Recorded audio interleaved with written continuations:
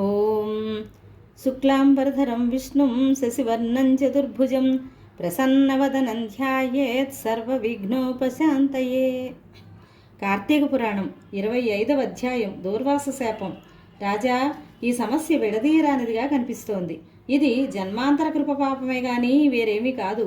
మేమెంత ప్రయత్నించినా ఒక నిర్ణయానికి రాలేకపోతున్నాం. నీకు తోచినట్లు చేయటం మంచిది అన్నారు. ఆ పండితుల మాటలు విన్న అంబరీషుడు వారితో, ఓ బ్రాహ్మణోత్తములారా, విష్ణుభక్తిని వదిలిపెట్టడం కంటే బ్రాహ్మణ శాపం ఎక్కువ కాదు. కేవలం మంచినీటిని తీసుకుని పారాయణం చేస్తాను. నీరు త్రాగినా భోజనం చేసినట్లే అని పెద్దలంటారు. ఈ విధంగా చేయటం బ్రాహ్మణులకు భంగం కాదు. ద్వాదశీ పారణ చేయకపోవటం బ్రాహ్మణులకు కూడా మంచిది కాదు. నేను జలపారణ చేయటం వలన దూర్వాసుడు కోపంతో శపించినట్లయితే నేను జన్మాంతరంలో చేసిన పాప ఫలితాన్ని అనుభవించిన వాడను అవుతాను అని మంచినీటితో పారణ చేశాడు. ఇంతలో దూర్వాసుడు వచ్చి కోపంతో కర్కశంగా, ఓ రాజా, నీ అతిథివైన నన్ను విడిచి ఏల పారణ చేశావు? శాస్త్రార్థం తెలియక ధర్మభ్రష్టుడు అయ్యావు. అతిథికి అర్ఘ్యం ఇవ్వకుండా ముందు భుజించేవాడు అమేధ్యంలో పురుగువలే మలభక్షకుడు అవుతాడు. అతిథి నిమిత్తం వండిన అన్నాన్ని తిన్నవాడు విష్ణుభక్తుడు ఎట్లా అవుతాడు? విష్ణుభక్తుడవైన నీవు బ్రాహ్మణుల్ని ఎప్పుడూ అవమానించలేదు. నీలో బ్రాహ్మణ భక్తి లేదు, విష్ణుభక్తి లేదు.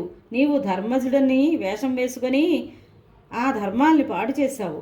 పాపాత్ముడవు. నీవు పుణ్యాత్ముల వంశంలో ఎలా పుట్టావు అనగా, అంబరీషుడు భయంతో అతని మ్రొక్కుతూ, ఓ మునీంద్ర, నేను పాపాత్ముడను. నిన్ను శరణు వేడుకుంటున్నాను. నన్ను కాపాడు. నేను జ్ఞానం లేనివాడిని, నీవు జ్ఞానవంతుడవు. పాపపుడడుగులో పడిన మా వంటి వాళ్లను కాపాడవలసిన ధర్మం మీది. కాబట్టి కాపాడమని మరీ మరీ ప్రార్థించాడు.